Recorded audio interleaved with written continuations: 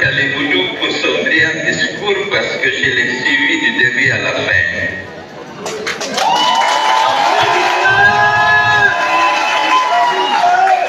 Ensuite, je veux remercier les militantes et militants du parti qui ont fait le déplacement ce matin pour prendre part à notre Assemblée générale ordinaire.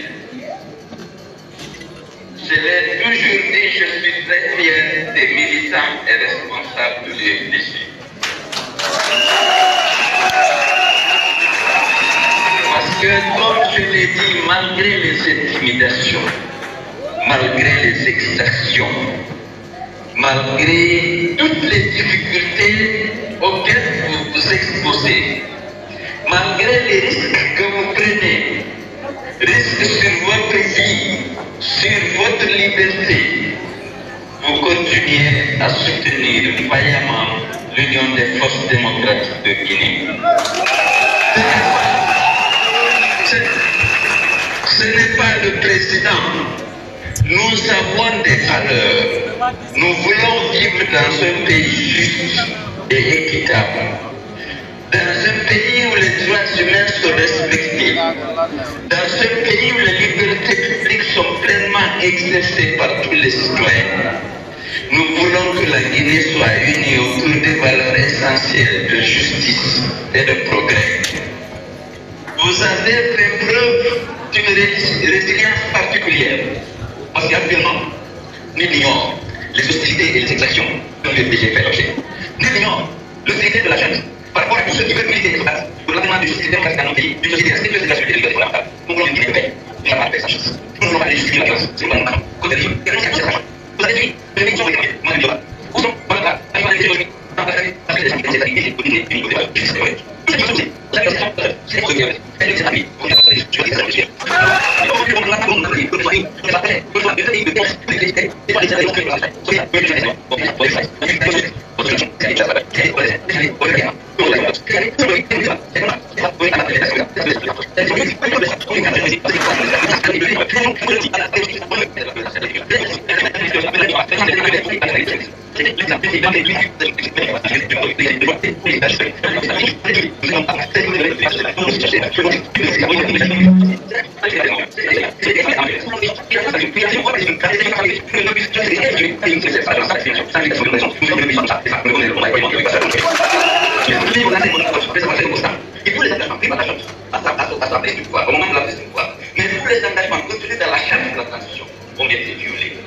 On a abattu plus de 60 jeunes qui tentaient d'exercer un droit inscrit en bonne place dans la charte de la transition que la charte avait élaborée. Qu'elle a cru de respecter et de faire respecter à travers son chef, le colonel d'alors Mamadi Doumbouya. Les libertés publiques étaient protégées, les droits humains étaient protégés. Et il jurait de ne pas participer aux élections organisées à l'occasion du retour à l'ordre constitutionnel. Vous avez suivi le drame de célébrer toutes ces mobilisations pour la promotion de la candidature de Mamadi Doumbouya. Vous avez eu cette tragédie où on a perdu près de 200 personnes, il n'y a pas de suite avec ça. Je tiens à renouveler mes condoléances à toutes les familles qui ont perdu les proches et prie le Tout-Puissant d'accepter dans son paradis éternel les victimes innocentes de la folie qui s'est emparée, de la folie liberticide qui s'est emparée de la junte qui vient de se Conakry. Alors je vais vous dire tout de suite, le mot d'ordre lancé par les forces vives de Guinée pour le 6 septembre, naturellement, vous savez, l'UFDG membre, l'ANADER membre des forces vives, eh bien, l'UFDG va contribuer contribuer à cette lutte. Pour satisfaire les exigences, nous voulons demander le départ de la junte parce qu'elle n'a respecté aucun engagement. Il faut que vous soyez prêts. Il ne s'agit pas d'exercer de la violence, il ne s'agit pas de casser des voitures, il ne s'agit pas d'agresser des usagers ou des riverains de la route. Il s'agit de montrer qu'on n'est pas content et qu'on exige que la gente rende le pouvoir à une transition civile qui va organiser les élections et restituer au peuple le droit de choisir ses dirigeants avec la diligence que la crise actuelle requiert. Nous comptons sur vous. Et vous n'avez pas eu peur jusqu'à présent.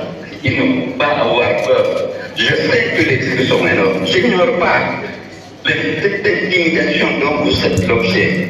Les arrêts, les intimidations, même ces opérations de disparition forcée dont ont été victimes Fonik Emandé, Biloba, Marwan Kamara, ou les arrestations arbitraires dont Aliouba a été victime avant-hier, ou les disparitions suspectes dans les prisons dont le général Saliba Koulibaly a été victime, au même titre que le colonel Célestin Bilibogui, au même titre que le docteur Dubaté, accusé d'avoir déchiqueté ou brûlé une effigie à Kankan, sans que les preuves de cet acte soient fournies à disparu.